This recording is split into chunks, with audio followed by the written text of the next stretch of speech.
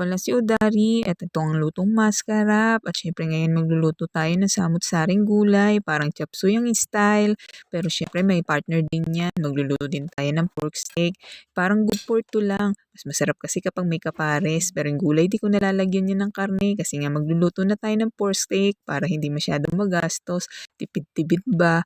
Unahin muna natin maghiwa ng gulay. I-prepare muna natin yung mga gagamitin natin para mamaya ay magluluto na tayo ng dire-diretso. Habang naghihiwa ako ng gulay, iniisip kong pagpapatuloy ko bang paggaya sa boses na ganito. Kasi habang nagsasalita ako, minsan napapahinto ako kasi hindi ko alam kung si Nobita bang ginagaya ko o si Doraemon. And napakahirap kasi ng ganitong salita. Hindi ko alam kung ano na nangyayari sa boses ko kakanood ng mga kung ano-ano. So habang naghihiwa nga tayo ng gulay, siguro sumasagi sa isip nyo habang nanonood kayo kung bakit ako nakamaskara. Tulad na sinabi ko doon sa una kong video, mas okay pang husgahan ninyo ang aking pagkatao kaysa husgahan nyo pati ang aking muka. Sira na nga, sisirain pa. Habang nga pala ako naghihiwa ng gulay, hayaan nyo muna magpakilala ko sa inyo para sa mga interesadong makilala ko. At syempre ako nga pala si Udari, isa nga pala akong transman, kaya mas pinili ko na magtago sa likod ng maskara. Kasi nga lutong maskara, hindi, charot lang. So mas pinili ko na magluto na lang ng nakamaskara para kakaiba naman. At saka syempre dahil nga ang gender ko ay transman, sanay na ako na mahusgahan kung ano ang gender ko para naman itago natin ang ating muka, hindi naman makasama sa mga nahuhusgahan, di ba? O siya, ipagpatuloy na natin ang paghihiwa ng ating gulay. Kaya ako nga pala kinikis ang sayote kanina para maalis ang dagta, para hindi didikit sa aking mga kamay. At balatan lang natin to at hiwa-hiwain na pagkatapos natin balatan. Para paulit-ulit na ang sinasabi ko, naguguluhan kasi ako sa tono ng aking salita. Siyempre, style chop suey nga pala ang ating gagawin. Pero hindi kompleto ang ating Ricardo. Siyempre, baka may maghanap dyan na bakit walang atay o kaya walang itlog ng kwek-kwek o quail egg ba. So, ayan, hiwa-hiwain natin ang sayote dahil style chop suey nga lang ito. Siyempre, hindi naman kompleto ang ating Ricardo. Parang mix-mix gulay lang yan, pampart lang sa ating pork steak. Ang mahalaga ay malamanan ng ating tiyan. Hiwain na natin ang ating cauliflower at syempre sinasama din natin yung tangkay kasi yung iba nagtataka bakit sinasama sa timbang ang tangkay dahil di naman daw napapakinabangan. Pwede ho yung kainin kung malambot ang tangkay. Isama po natin pag nagigisa ng gulay kasi syempre kasama din ho yan sa nabayaran. Dito nga pala sa Baguio sa amin, napakamura ng koli. 50 na lang ang kilo, meron din naman 45 ang kilo. Hindi lang ako nakabili ng broccoli dahil mabigat na. Hindi ko na kayang bitbitin. Pagkatapos nga pala nating hiwain ng koli, yung tangkay naman ng koli, sama natin. Medyo matigas na nga pala yung tangkay, kaya halos kalahati na lang yung naisama ko. Pero at least okay lang, meron pa rin isama sa tangkay. Pagkatapos nga natin hiwain ng koli, susunod na natin ang paghihiwa ng sibuyas. At syempre yung sibuyas, dalawang gagamitin natin, yung puti para yan sa pork steak. At pagkatapos naman, yung sibuyas na pula, yan naman na yung gagamitin natin sa paggisa naman ng gulay. Masarap kung marami ang sibuyas na puti sa pork steak kasi mas nagdadala yan ng lasa. Tapos niyan, ihiwa na tayo ng bawang at sibuyas para naman sa panggisa ng ating gulay. Pero unahin ko munang lutuin ng pork steak para kapag tapos ko magluto ng pork steak, yung pinaglutuan na kawali, doon ko naman iluluto yung gulay.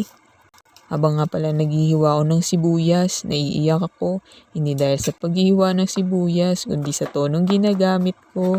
Kasi nga bulol na ako, lalo pa akong nabubulol. Di ko alam kung pagpapatuloy ko pa ba to.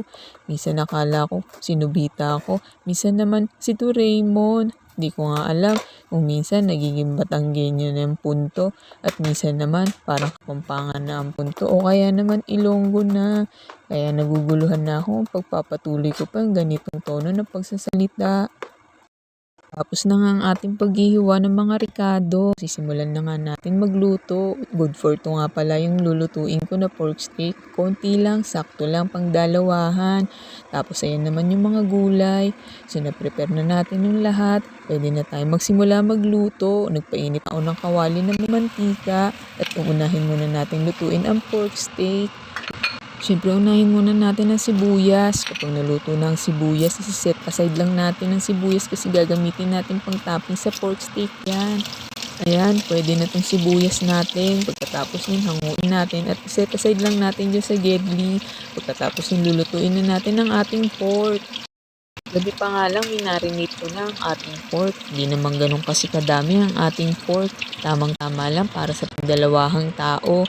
Kaya minarinate ko na yan ng bonggang-bongga para manuot na ang lasa at saka mas madali siyang lumambot. So ayan, simulan na natin prituhin hanggang sa ma-dissolve yung kanyang water. Pagkatapos yung baligtarin na natin kasi pritong-prito na siya. Kanina masyadong marami pa ang tubig. Pagkatapos yung ilagay natin pinagbabarang sarsa. Pagkatapos lagyan din natin ng tubig. Pagkatapos yung itakpan natin para kumulo. Para lumambot lalo ang ating karne. At malambot na nga pala ang karne, ilagay na natin ng ating sibuyas. Konting sibuyas lang ang ilagay natin para medyo lumasa sa sabaw. Tapos pakuluan lang natin ng konti. Magtira tayo ng konti sa platito para mamay pang toppings tayo ng sibuyas na puti. Siyempre optional lang yan kung maglalagay tayo ng sili. Kaya naman ng chili oil. So ayan, at pwede na tong ating pork steak. Pwede na to. Hanguin na natin at iset aside kasi magluluto na tayo ng gulay. Una nga pala hinugasan yung kawali. Kung saan ako nagluto ng pork steak, doon ko na igigisa ang gulay. Sayang din kasi yung lasa na naiwan ng pork steak para kumatas sa mga gulay. At masarap yan ang nanunuot na lasa na nakadikit sa kawali. Simulan na natin igisa ang sibuyas at bawang. Pinagsama-sama ko na yan, guys. Pagkatapos yung ilagay na natin ng gulay. So, style chop suey nga to. Baka maghanap ko yan ng mga rekado na parang sa chop suey at marami tumaas ang kilay. Sabihin hindi naman yan chop suey. Kaya bago itaas ninyo ang mga kilay ninyo, ibaba ninyo yung kilay nyo kasi style chop suey lang to, guys. Sa mga oras na to, hindi na talaga biro ang nararamdaman ng sikmura ko, guys. Sobrang nagugutom na talaga ako. Tapos ilagay muna natin ng oyster sauce. Gustong gusto ko nang matapos ang pagluluto. Kasi ito na lang inaantay ko. Naluto na ako ng kanin. Nakaluto na rin ako ng pork steak. At syempre ilagay na natin ang ating koli. Pambida ng ating kagulayan. Syempre pagkatapos nga natin ilagay ang ating koli, guys, imekos-mekos lang natin yan. At pagkatapos itakpan natin para medyo maluto ang mga gulay. Habang inaantay nga natin na maluto ang ating gulay, tamang pakit muna tayo sa camera, guys. Ayan nga pala ang aking pangalan ng vlog, Mascarap, Lutong Mascarap. Sa mga hindi pa nakasubscribe, subscribe na po kayo. At syempre huwag niyo pong kalimutan na mag-thumbs up. At maraming salamat po sa mga nag-thumbs up na nakasubscribe na. At syempre lagyan natin ng pampalapot. Halu-haluin lang natin yan, guys. Siyempre, ilagay natin sa huli yung repolyo. Kasi yan ang pinakamabilis na maluto. Unting kembot na lang at maluluto na. Makakain na tayo sa wakas. At yun nga pala, nakalimutan ko maglagay ng paminta. So, lagyan natin ng pamintang durog ang ating gulay. At pagkatapos yan, imekos-mekos lang natin yan. At ready na, tara na tayo ng kumain. Ayan, natatapos na lutuin natin ang ating gulay. At syempre, simulan na natin kumain. At kanina pa ako excited dahil sobrang gutom na talaga ako. So, ayan ang ating mascarap. So, magsandok muna tayo ng kanin. At pagkatapos maglagay tayo ng gulay. And then maglagay din tayo ng pork steak. Pagkatapos niya, syempre, sisimulan na natin kumain. Tara mga. So, dito ko nawawakasan ng ating vlog. Maraming salamat nga pala sa nanonood mula umpisa hanggang dulo. At hanggang sa susunod na vlog natin. Huwag niyo kalimutan na mag-subscribe at mag-like. Bye!